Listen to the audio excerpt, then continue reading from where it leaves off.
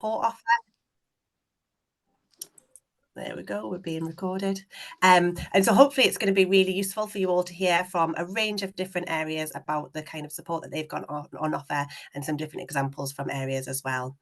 We know that many councils are in the process of developing their strategies and their related delivery plans, and we also know that employment and skills often appear as a priority, and that's why we're holding this session looking at this particular theme today. I know personally from our own experience in Newcastle, I'm really looking forward to hearing from all the speakers today and all of the inspiring work that they're involved in. So just before we get started and hear from the different speakers, we've got a really short survey that we'd like you guys as council representatives to complete. So Maggie's going to just pop that in the chat now, and it should take no longer than 5 minutes for us to all complete it.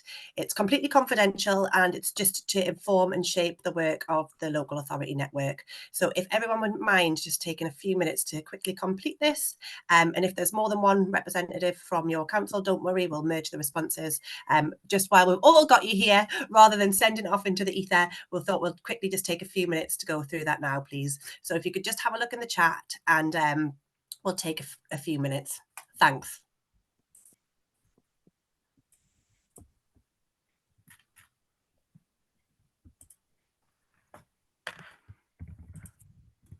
Rosie, there's people joining, so you may want to repeat the message. No worries. And I'll carry on sharing it as well. Okay, for anyone who's just joined us, welcome. Good afternoon. I've just been saying that Maggie's just popped in the chat a link to a survey, and we're just going to take a few minutes for everyone to complete that survey. It's just looking completely confidential, just for us as a local authority network to think about the development and shaping of the network over the next little while. So we're just going to take a few minutes to fill that in. You can see the link that Maggie's popped in the chat, so please do follow that and just complete it. It's really simple, like I say. Hopefully you'll all have the chance to do that now. Thanks.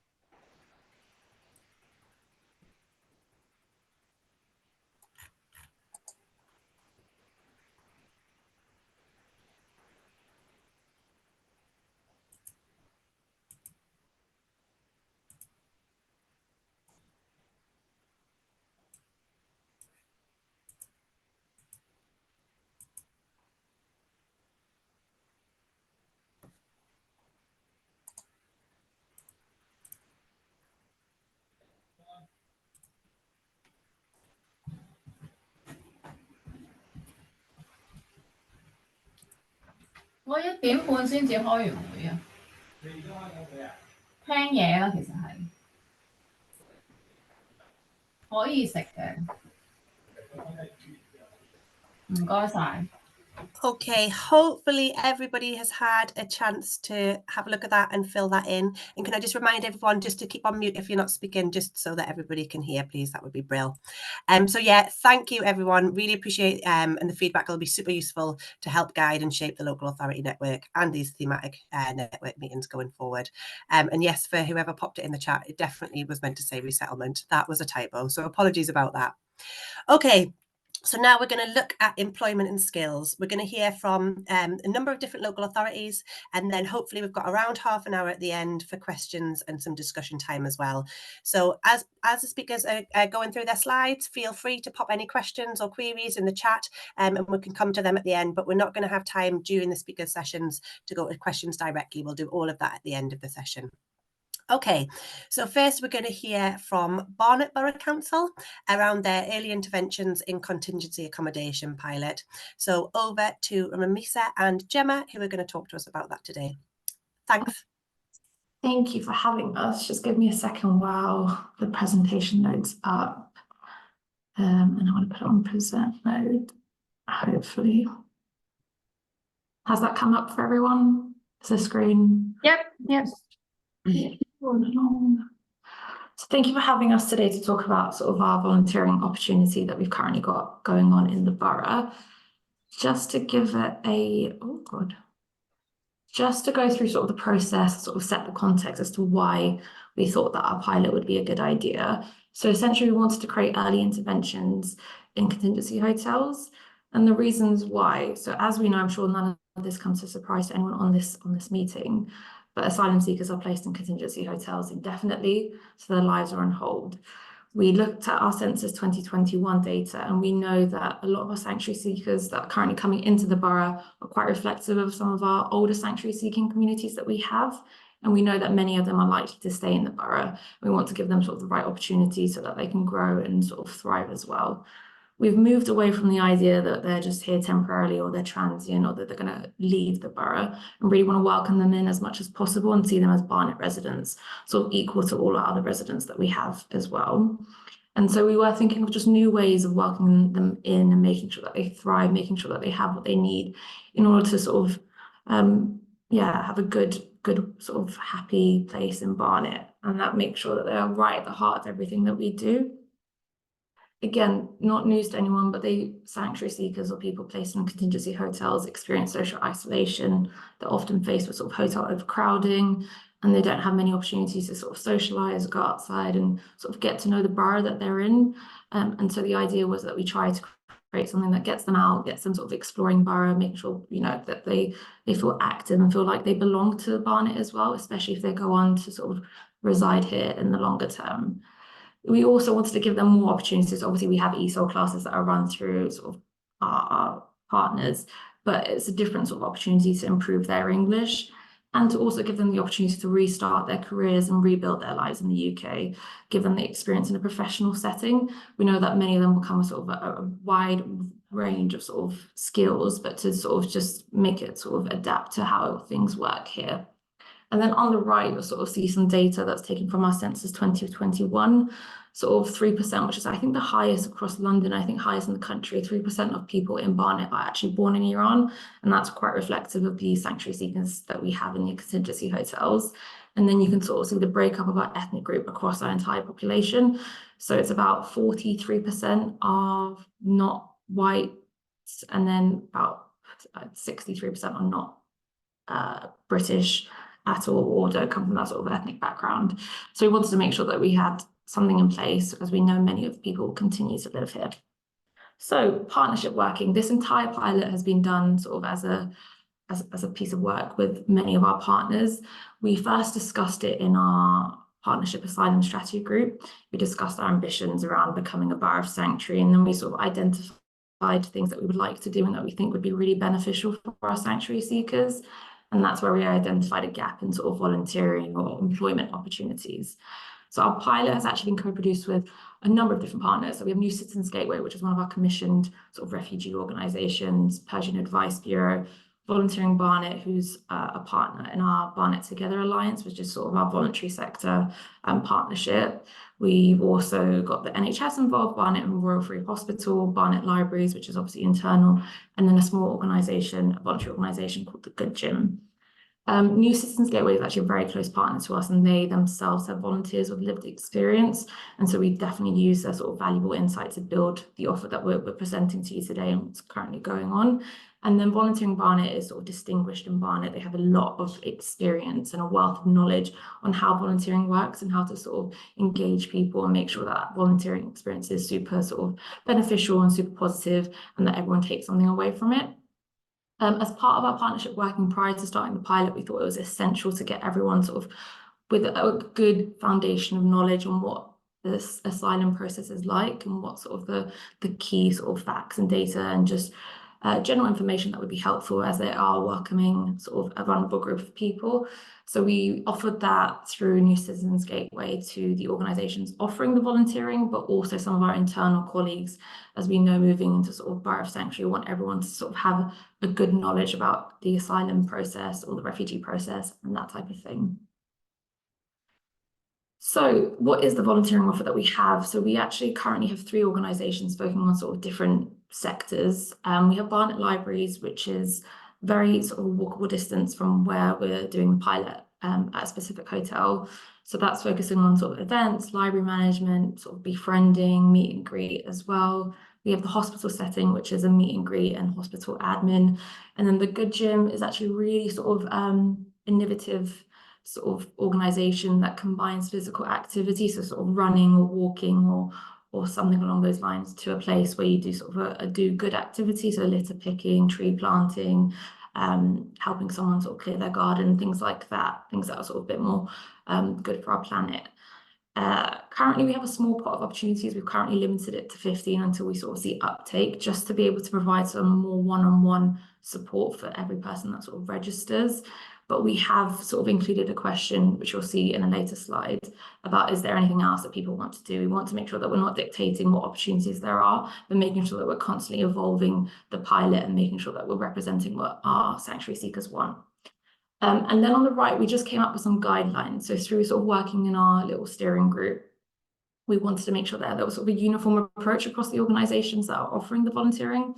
So one thing that was essential was travel expenses to be paid for. Luckily, some of these are in a walkable distance, but for the hospital settings, which are slightly far away, we made sure that they would offer prepaid Oyster cards to the volunteers, character references instead of sort of professional references, and we've only asked for 1. And then none of the roles need sort of a high level of English proficiency. And then we wanted to make sure they're as meaningful as possible. I think volunteering needs to be meaningful, not just sort of ad hoc tasks, so that people feel really good about what they're doing. So these are some of just the assets. So the first one is the flyer that's gone up in the contingency hotel. It's just simple QR code for people to sign up. And if people don't have phones, then the sort of voluntary organisations will help them fill out the form. This was really a work that we took on New Citizens Gateway's advice on how to set up the form. It's very different. It's very adapted to the normal volunteering form that Volunteering Barnet do use. For example, you'll see questions about hotel room number. So that's just to sort of identify, we have numbers and numbers of sanctuary seekers in our hotels, but just to sort of identify them and work best. And we try to make it as simple and easy to follow as possible. I'm not going to go too much into this, but I can happily send it afterwards if people want a closer look. So some of the reflections, we knew that some of our sanctuary seekers or asylum seekers will be moving in and out, and we made sure that we let our volunteer organisations know that there may be a possibility. You know, sometimes volunteering needs to be 6 months, but we made sure that that wasn't sort of a prerequisite. There is a slight lack of understanding behind volunteering and what it is. I think it's a very sort of UK or sort of Western thing to do volunteering and what benefits it can have, but we're trying to push that as much as possible and using the sort of the knowledge that Volunteering Barnet has. Some of the organisations that we have worked with, they don't know much about asylum seekers or what that process is. So it was a bit of a learning process and continues to sort of be a learning process. But as we sort of have our ambitions to become Borough of Sanctuary, we want to make sure that that is a priority for all our voluntary organisations in the borough. And then we are sort of thinking about what this could mean and what sort of further activity that can lead on from this. And we'll try to do evaluation at different points. I've also mentioned that in the next slide. And we are quite, we know that word of mouth is probably the strongest method of communication, even though we do have the flyers up. We do think it will sort of snowball. As soon as someone gets involved in volunteering, someone else they'll tell someone else and they'll kind of move on from there. So we do sort of envision a bit of a slow uptake. But we do currently have 2 people, which is amazing. I think the pilot actually started about 2-3 weeks ago. So it's really incredible that we have 2 people already sort of signed up. We did initially explore sort of looking at the shortage of occupation list and seeing what work we can do around that, but we thought this should probably come first before we start exploring that, because that's only sort of if people have been waiting for a much longer decision. But we will see how we can sort of embed some of the learnings in this from this into that. Then finally, so our next steps, we want to raise some more awareness about volunteering. So there will be some sort of events going on in the next couple of months. So I think Volunteering Barnet New Citizens Gate will sort of try to advertise the pilot and do a little bit more work. So Volunteering Barnet will also do some informal drop-in sessions to speak to people and explain what opportunities we have. All going well, we may expand the pilot to the other 4 hotels that we have in the borough. And then obviously expand the volunteering opportunities that come with that. We want to evaluate the pilot internally with sort of our quality steering group, and then also ensure that we do sort of an engagement session with people who've done volunteering or in the process of volunteering to make sure that we further embed sort of their recommendations on how to make the pilot even better. And yeah, hopefully it will continue to sort of be a success. That's all that we're here to talk about today. I know you said that questions are at the end, but we do need to drop off as soon as possible. So if anyone's got anything burning, is it okay if we take any questions now? Rosie, I think Stephen had a question around DBSs and whether you do that or whether you just rely on the character references. Ramesh? Yes, so we are, that was another sort of, I should add that into the volunteering guidelines. So none of the opportunities have DBS. They're not in sort of any settings that will require DBS. So some of the hospital ones, if you were working on the ward, you would need a DBS, but we've kind of moved away from anything that does require DBS and just using character references for the time being. Thank you for that. Thank you. Really excellent. Yeah, brilliant. Thank you so much. Really interesting to hear about, and I was particularly taken by the point around your volunteering opportunities and actually how that's been not only providing these opportunities for people who wouldn't, you know, newly arrived and potentially don't have other opportunities, but also how it's been a kind of learning opportunity for different organisations and institutions in terms of the kind of asylum sector and what people are going through as well. So yeah, really brilliant. Thank you very much. Sorry, Rosie. I think Stephen's got some more questions. Stephen, do you want to just unmute and ask them? Oh no, just a point. I love the activity-based volunteering. That's a real brilliant thing. I suppose the thing that I also feel very passionately about is motivating volunteers to be involved in this. Is, you know, what we call civil society, and I think there's an opportunity maybe for local authorities to innovate in creating discounts. I mean, if I was doing it, I'd do it on council tax, you know, give them £5 off a month if there's actual evidence. How do we accredit that? A lot of people in work have opportunities to show what they've been doing. So references, getting people to really see the white heat of volunteering as a really valuable transition into work. But I just think it's wonderful. Sorry, I didn't want to grab a lot of questions. I was just making comments like I think we welcome them completely. On the accreditations, so actually at the end, we did discuss with our partners at the end of people doing their volunteering, we are going to sort of issue them with the London Borough Barnet certificate that sort of says the skills that they've learned and make sure that it's sort of a stamped document that hopefully they can take on to their next opportunities. We haven't thought about reduction in council tax or anything like that yet, but maybe in the future that could be something that we explore. So appreciate the ideas. Brilliant. Thanks very much. And yeah, just to say that the recording from today and the slides will be being shared after the session today. Okay, thanks again. That was really, really interesting. Next, we're going to hear from Brighton and Hove City Council, and they're going to talk to us a little bit about building capacity in refugee employability and business startups. So over to you, Ami. Yeah, thank you. Hello to you all. Sorry I couldn't share our presentation from our end. We'll practice Zoom for next time. So yes, so I'm happy to speak to you about our experience of building capacity in refugee employability and business startup. If you could go to the second slide, please. Yes, that's an introduction. I know we are all working in the sector, so I may be preaching to the converted here, but I just wanted to stress how important a job or a business is for refugees. I mean, for anyone really, but especially for refugees, which is an opportunity to earn an income and support oneself and family. And a key factor, especially for refugees, really in rebuilding their lives and regaining a sense of direction, purpose, and as a key indicator of integration as well. Next slide, please. Previous, please. Yeah. Okay. Again, Nothing new to you, the usual barriers for refugees, language, a new labour market, personal trauma, low confidence, and negative public perceptions. Although for Ukrainians, the framing of the scheme has really been positive, which has been helpful. In terms of assets, in terms of what they bring, really, they have a lot of skills and experience, the hunger to work, a strong work ethic, desire to regain independence, and diversity in the workplace. So how have we responded? What has been our approach? It's a holistic and asset-based delivery model. And so at the center of that environment, you can see employability in a business startup, but I just wanted to stress that happens within a wider service provision environment, which includes the other key priorities we're working on, and they include information, advice and guidance, mental health and well-being services, ethical provision, of course, very key, housing,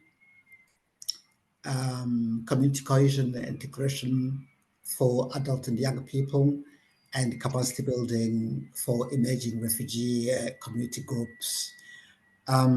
So really, that just to stress here that we it's not really about the employability in the business startup taking place in that wider environment, but we also have tried to harness existing.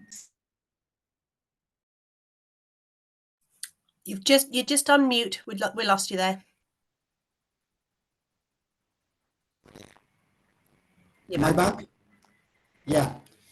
Yes, just to say that we've tried to harness existing skills and experience, not only among refugees, but also among the local partners, whatever there was in terms of existing provision, experience. I'm so sorry, I can't hear you. Yes, when you came back off mute, it all went a little bit fuzzy. Oh, is that a network? I don't know. Can you hear me at all? We can hear you, but it's just really distorted.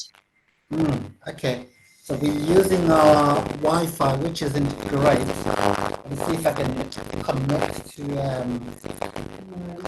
Okay, we'll give you a minute, and then if it's not able, we can always jump to another presentation and come back to yours. Yeah. Okay. I'll try and pause. Okay, Lucy's jumping out to see if we can get a wire to connect instead of using a Wi-Fi. I'll tell you what we'll do. Yeah. We'll come back to you. We'll go on to the next one. We'll come back to you.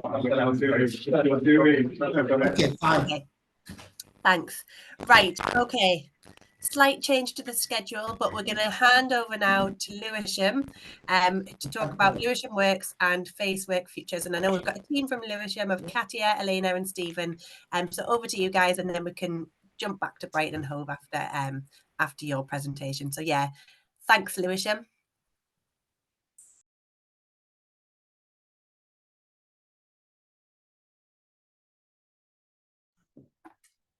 Hi, I hope everyone can hear me.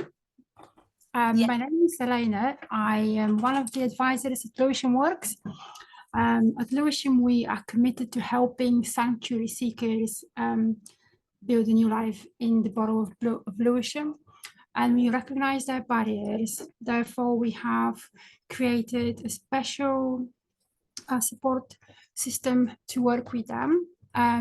Each sanctuary seeker who joins Lewisham Work receives a specific dedicated advisor to work with them individually, to get to know them, to understand their needs, and to be able to challenge them into making that next step. We understand that there are barriers into employment, and one of them is the language barrier. Therefore, we have an advisor who speaks several languages and can provide advice and guidance in a native language, which has been received quite well by many of the sanctuary seekers who have joined our program. They feel more relaxed, able to share, sometimes express themselves in their own language. When this is not possible, we reach out to translation services And we always have someone to translate during our meetings, whether they're online or in person, as understanding of the support, the services we provide is really. We also encourage people to come and translate for us. So if we see somebody from within the community who's got a really good level of English, we encourage people to come and translate.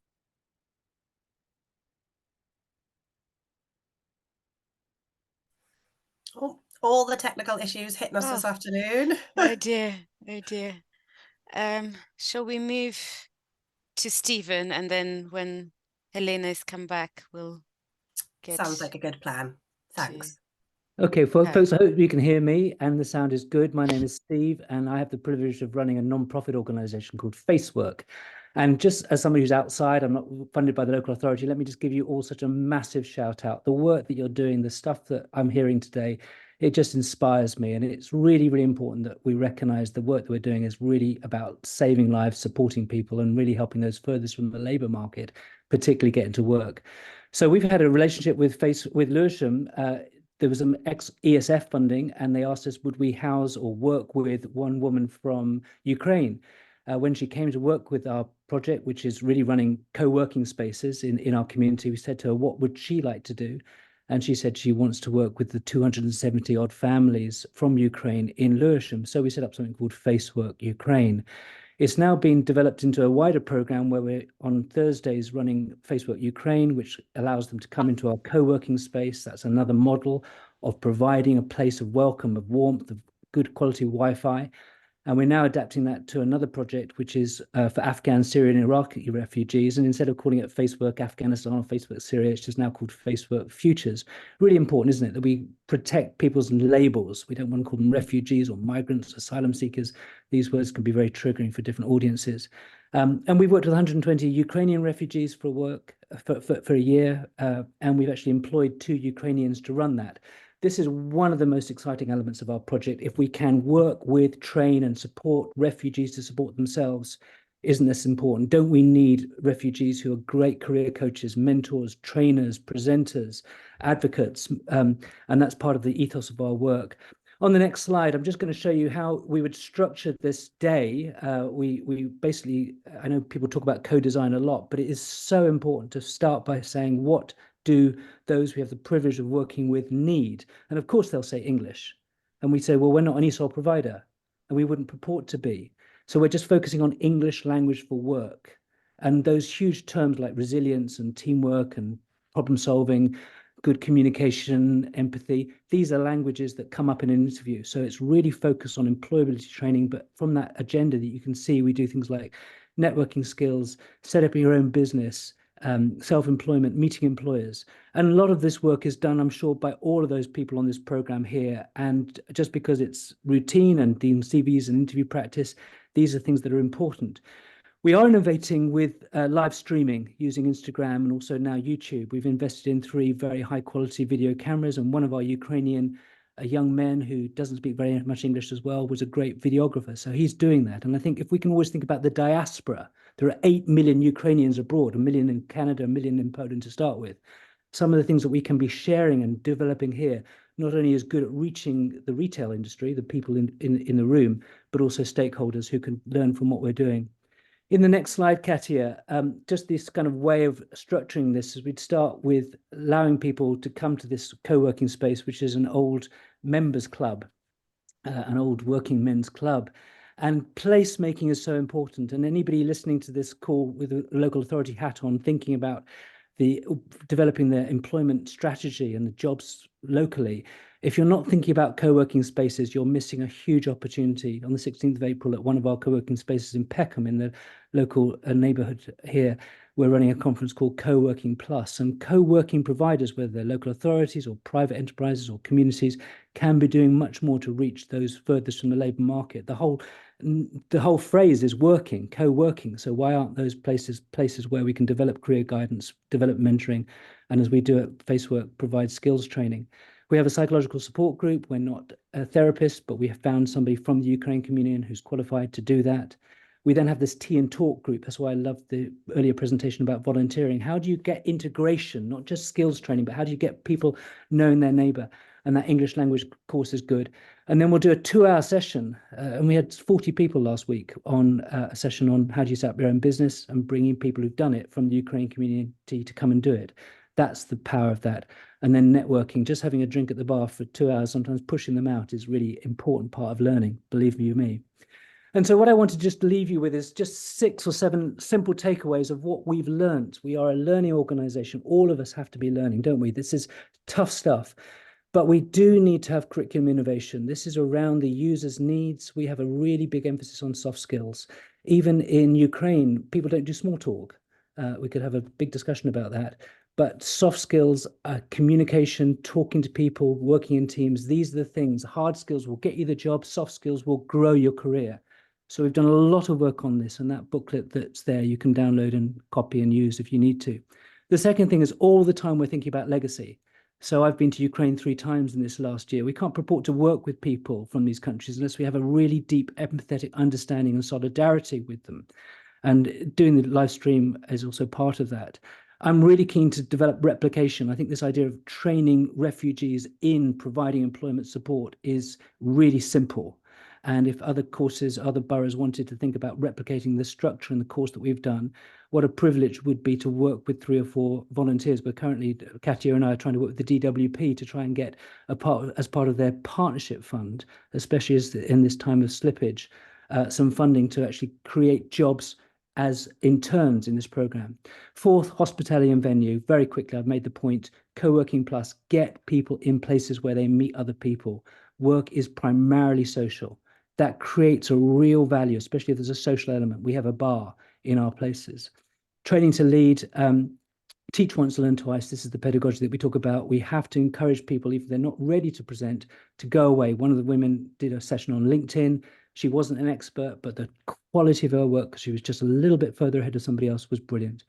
And then all of us have to think about not just any jobs. One of my Ukrainian women said to me the other day, she got sacked from a hotel job. I said, that's probably a good thing because you're being abused.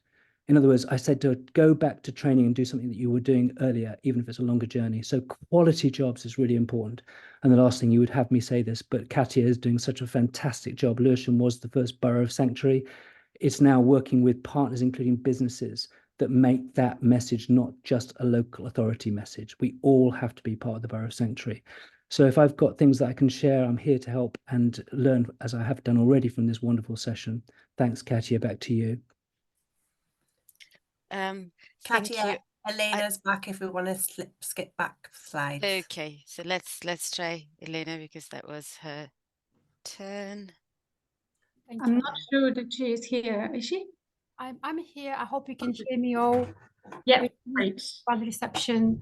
I'm going back to how we work with our sanctuary seekers. We build trust with every single person to the point where we can advise them and refer them to courses, volunteering opportunities. We help them complete applications with the council, apprenticeships. We provide help with mock interviews.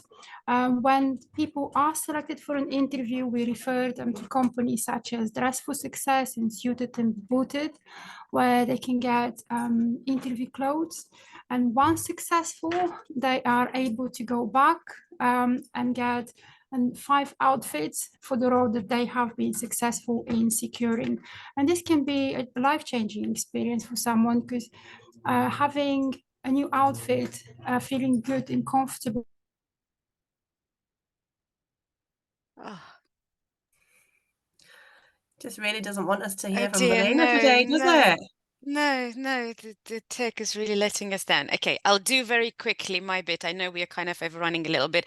So just to let everyone know, we've got in Lewisham, we've got a fantastic co-production group of composed of various people seeking sanctuary. So from people seeking asylum to Ukrainian refugees to resettled refugees to people on no recourse to public funds.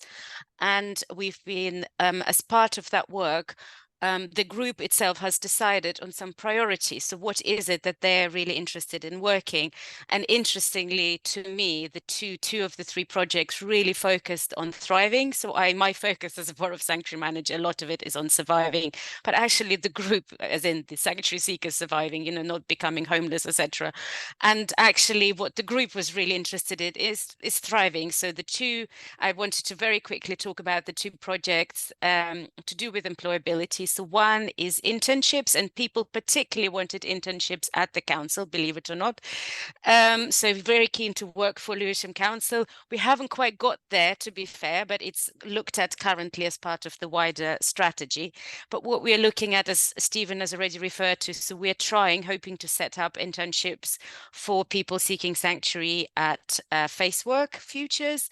And also we've looked with the group at the apprenticeships at the council. So that is something we're offering already, and how to make them work even better with people seeking sanctuary. So the group has interviewed 2 sanctuary seekers already on the program, and with their sort of, based on their experience and the group suggestions, so we've made suggestions to the team on how to make, for example, the interview process even more inclusive. It's already actually really good, but even more inclusive, how to do more outreach and really promote that opportunity to sanctuary seekers. And we're also looking at volunteering, so working with our voluntary sector partners, Lewisham Local, to do outreach in asylum contingency hotels. The second one is around networking events, so the employment related networking events. And so the group came up with key suggestions and presented them both to the council team, to the DWP job fairs team, and to Facework Futures. And just so what were the suggestions of that, again, suggestions around how to make those events meaningful and worthwhile for people seeking sanctuary. So it's things like inviting ECTIS, so around support around transferring qualifications, inviting organizations that work with sanctuary seekers, better promotion, again, to organizations that work with sanctuary seekers, sessions on like how to brand yourself, 2-minute pitch, volunteering and apprenticeships as part of these fairs. And the next steps is for the group to attend and evaluate the networking events. And we're also looking at running a DWP organized event specifically for sanctuary seekers. Sorry, that was a whistle stop tour. So I don't know whether, I think maybe we probably overrun a bit, so I'm not sure. No, that's brilliant. Thank you very much to everyone who was part of that in terms of Lewisham. I loved hearing about the Facework and how that's the approach to that in Lewisham. Stephen, thank you for sharing all of that. And Katia, I thought super interested in terms of so much around surviving, but actually this is around thriving, and hopefully that's what this session here today is looking at, and how we do that collectively within our own local authorities as well. Okay, thanks everyone. Now we're going to go over to Bradford City of Sanctuary and hear a little bit about a refugee employer engagement event. So over to you, Will. I know there's also a couple of questions in the chat, but we will get to them at the end of all the speakers. Thanks. Hi, can people hear me okay? Yeah. Good. So thanks very much for the invitation. After the previous excellent presentations, we're really moving from the macro to the micro here. So in Bradford, I was involved in launching our City Sanctuary group back in 2008, and we remain a very small group, just with a couple, soon to be 3 part-time employees. And we've been quite proud of what's gone on over the years. We were one of the early cities to be recognised nationally at that time. The process was recognition of cities and other venues of sanctuary. 3 years ago, local authority applied for and got awarded the Local Authority Sanctuary Award, and I'd rather hope we might have seen them on this call today. But whilst we still believe Bradford is and deserves to be recognised widely as a city of sanctuary, not because of what we do, but because of what exists as a culture of welcome and so much going on in the city. It was a few years ago where you really just recognised really that how can a place be called a city of sanctuary when there are so many highly qualified, vastly experienced refugees, people from refugee communities who are either not employed or so often underemployed. spoke with a local agency who were proudly telling me a few years ago that of the number of refugees they got into night security jobs, and they ticked that off as a great success. To me, that felt like a bit of a disaster, because people in that sort of work, so often it's very stressful. It's back in potentially dangerous situations, but also working antisocial hours. It cut them off from access to other support and family contact. So I think what our mission has been trying to just turn the focus. I'm old enough to remember the term, the brain drain. Some who remember the 1970s and maybe 80s will remember when we were, politicians and the media were worrying the fact that all our best brains had gone overseas. So what we want to do is communicate the fact that we've got the brain gain now. We've got so many people who are eminently employable, who can build so much and contribute so much to our city. And I've just spotted that Izzy Nicholson from Bradford Council is with you, so lovely to see you, Izzy. There's just such a vast journey to be made. Just painting the wider picture again, the government, the employers go to many parts of the world to recruit health and other professionals to come here, taking those professionals away very often from countries that desperately need them. Meanwhile, again, we have those same people either not allowed to work as they're still locked in the asylum system, or just locked out of work for a variety of structural reasons. So as a group, during COVID and shortly after, we ran some webinars with the catchy title, BREW, Bradford Refugee Employment Webinar, simply because we were aware there's a number of really good national and other organisations who are working to help refugees into employment, but a great dearth of a void of understanding or knowledge of those organisations in the local sector. So we just got a view of my washing ironing there. Sorry. So we organised webinars to put together people from the local sector, local authority, voluntary sector, with those organisations to try and make the link between them. So latterly, we've recognised that a lot of work actually needs to be done with employers to recognise the wealth of opportunities, the wealth of skills and experience there are in the city. So we're organising next week, in conjunction with Bradford University, wonderfully one of the first universities of sanctuary in the country, providing us with free venue and a lot of support, organising an event which I'll try and put on the screen, and hopefully, of course, is it there when I want it? It doesn't appear to be, so I'll just shut a few, sorry about this, shut a few. I'll now unshare, bear with me a moment, sorry, tech isn't clearly the thing of the day. So just shut down that and see if I can do it again. Apologies for this. Weirdly, it's not there, so let's just forget that, and I'll go to the screen myself anyway. Oh, appear to be sharing something. That's the program bit then, not quite what I wanted to share, but let's see if that comes up. So yeah, this is, we've called it Recruiting Refugee Talent, and what we have, and thankfully already we've got a really broad range of employers signed up, from big supermarket chains like Morrison's, NHS, the local authority, but also media companies, law firms and others. And the plan is to, forgive me again, this is jumping about a bit, but to program. I think I'll just stop trying to pretend that I can do tech and just carry on talking. So we've got representations from organisations such as RefuAid and Sophie Hayes Foundation, who can talk about the work that they do in terms of supporting refugees into employment.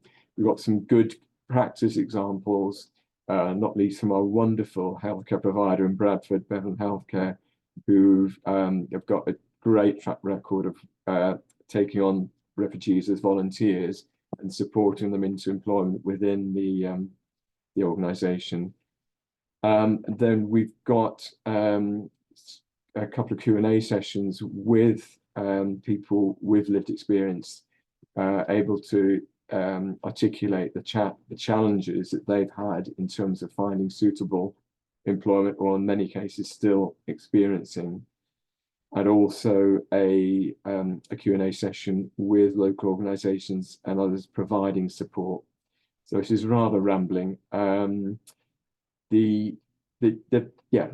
we've moved from trying to help individuals, pointing them towards suitable employment opportunities, to then trying to put local organisations in touch with organisations supporting people into employment. And now, as I say, the focus is on employers to inform, educate, inspire, and challenge, hopefully, them into recognising both the skills and opportunities, but also the support that is out there into helping refugees into employment. So that is that. This is just a one-off event. Hopefully others will follow. I've just grabbed the opportunity, just hearing of the work going on in contingency accommodation. Sorry, this is just a blatant opportunism here, and I'll shut up very quickly. But something we developed recently is the Welcome to Bradford website, which in translations into, I think, 40+ languages. It's got information for people newly arrived in the city on the whole spectrum of support that's out there, and links and how people can access that. As we know, people stay sometimes very short times in contingency accommodation, but equally can be there for months and months. The latest thing we developed is the Free in Bradford site, which was launched a couple of weeks ago, which again has got information about all the potential opportunities that are out there for people to access things for free, because clearly some people are not yet ready or able to enter employment because of their illegal immigration status. The vast amount that people can be doing if they can be plugged into it to access free activities, and working with the local transport company, Transport Hub, which is now a station, a sanctuary. We're working on trying to access lower or free bus fares. Anyway, I've rambled a bit there, but hopefully you've got a bit of a gist of what we're doing at a very micro level in one city here in Yorkshire. Thanks a lot. That was super. Thank you, Will. Not rambling at all, and really useful to hear about what's going on in Bradford. Some inspiring work, and the event sounds great. It'll be really good to see what comes of that, and we look forward to hearing more about it. Thank you very much. Okay, we're going to go back to Amy now, who hopefully is going to be able to share the presentation and also talk to us in a way that we can hear you. Thank you. Okay, thank you. So we've plugged in now, so you should be able to hear us. Can you hear us? That's perfect. Yeah, okay. So on that slide, the previous one, perhaps I was just stressing that employability and business startup support does not happen alone. It happens in that wider support environment, just to say that. So we can go to the next one now. Yeah, so how have we been delivering that? So we commissioned 3 third sector partners, each with a unique offer, and they've been really working together. And we, from July last year to September 25, we are putting 240,000 into that work. So these are the 3 partners we've been working with. One is an established local organization with extensive multicultural employability support experience. Second one is the local chamber of commerce with a large network of businesses and experience of project delivery for migrants. And the third one is a rather smaller, agile organization functioning itself as a startup, really. And with one of the key characteristics for them is that the projects are being delivered by people with lived experience, really, which is good for connecting with local refugees seeking work. Next, please. Okay, so in terms of what we are delivering, so the main things are employability support, digital skills, business English, conversation about work, and childcare, of course, because some of the job seekers do have families and some may be mothers, so childcare is a key element in that. There's also work coach sessions, CV, writing sessions, mock interviews, and that link with businesses really brought in by the chamber. And we think that they bring something special in the program because the other partners we work with do not have to reinvent the wheel, do the hard work to connect with employers and businesses. The chamber comes in with all that large network of businesses, and they do a lot of advocacy for refugees among employers and refugees. Work placement for skilled migrants, yeah, that's something that we are pleased about. Will mentioned earlier that there are a lot of refugees who are very skilled, but who are underemployed or not even employed. So one of the things we noticed among Ukrainians, there is a lot of skills. So the chamber is working with us to help us reach employers so that those with those high skills can also be placed into employment commensurate with the kind of experience and skills they have. Right, there is also the husband. We noticed that we had responded to that strong demand for self-employment, people really wanting to set up small businesses. And so we've provided some startup advice in terms of workshops, one-to-one talks with local entrepreneurs who've come. I was at the workshop last week. Really, they invited someone who's started a food business who came to speak about their own experience, inspiring workshops really for refugees who do want to start their own businesses. And they our partners also do organizations with specialists like accountants, lawyers, and so on. Next one, please. Right, okay, so how do we know we are making a difference? I've just given you as an example, there's this was reported to us last year, so the figures we have there are a bit outdated, but also what you see here is not an aggregate of what is happening in terms of employability in the business startup across the city. But beyond the numbers, you can see the kind of things that we are trying to measure. So who are a number of people accessing employability support. That one, the second one, people who gained, actually it's people who gained employment. Those figures have changed. Understand, actually for now, especially among Ukrainians, we have about 50% of our Ukrainian cohort in work. So we've got about 225 individuals, individual Ukrainians, and half of those are in work.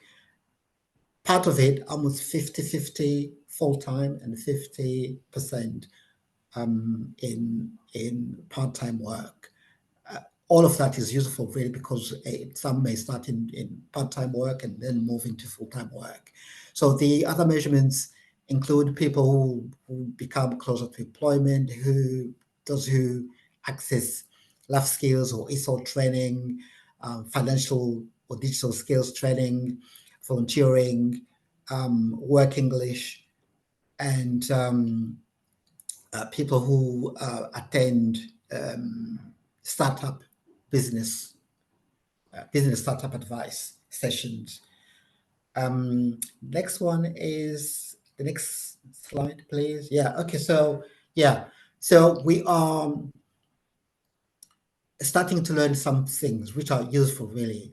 The key thing here is it's a journey. I think someone said that earlier. Really, it's a lot of hard work involved, but there is we're finding that joining up local organizations working to support the refugees has been critical. Also listening to the needs of refugees themselves, making sure that their voices are taken into account when designing projects. I remember when we were doing our grant program, on the application form, we required applicants to tell us how they've engaged with local refugees so that their voices are part of what is happening. And then, we've also networked with the local DWP, very strongly involved in what we are doing in jobs fairs. And I think what I've just said, finding ways of measuring somehow that we've invested this amount of money, we're working with partners, but are we really making a difference? And then, as I said, we are starting to see some results. It's not where we want to be. Our ambition is to see refugees who are able to work, being in work, be it full or part-time, and then we keep going and allow really refugees to be part of the economic life in the city. I think that's it. Yeah. Thank you. Brilliant. Thank you very much. I'm glad we got there with your sound, because that was super interesting. And I know there's been lots in the chat around it as well that we'll come to when we come to our next part, which is discussion. So yeah, just thanks again to all the speakers, because I think it's really given a breadth of what's happening across different areas and really shone a light on some of the brilliant practice that's happening, but also some of the issues that we all face as well, supporting people trying to enter the labour market. Okay, so I think we're going to stop recording now so that we can come to questions and discussions so that everybody